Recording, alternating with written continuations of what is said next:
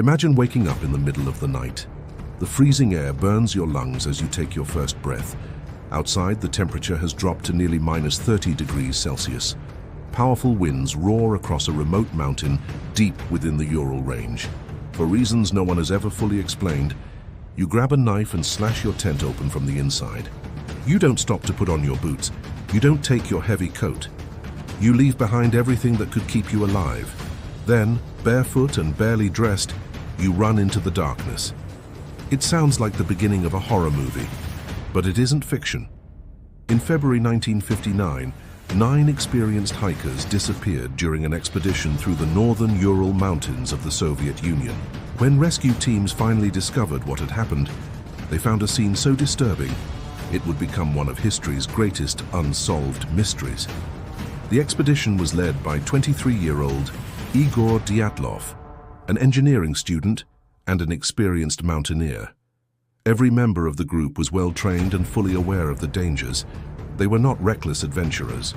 The group departed on January 23, 1959.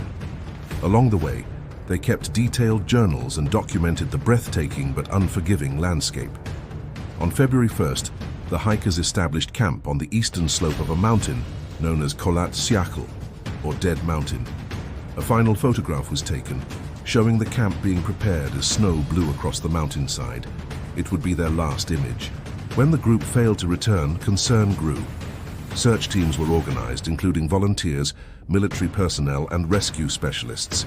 On February 26th, rescuers located the tent. It was partially buried, but one detail stood out.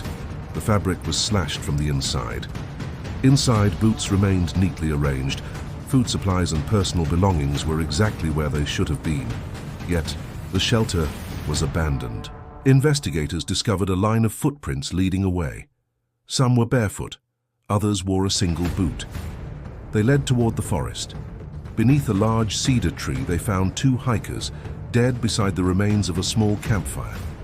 Both were wearing only underwear. Broken branches high in the tree suggested someone had climbed up. Were they watching for something approaching across the snow? Months later, the remaining 4 hikers were found in a nearby ravine. Several had suffered devastating internal injuries, like crushed skulls. The Soviet authorities concluded the hikers died because of an unknown compelling force. It remains a mysterious official verdict. One theory is a slab avalanche. Others point to katabatic winds or infrasound that could induce anxiety or irrational decision-making. More speculative explanations suggest secret military testing or even paranormal forces.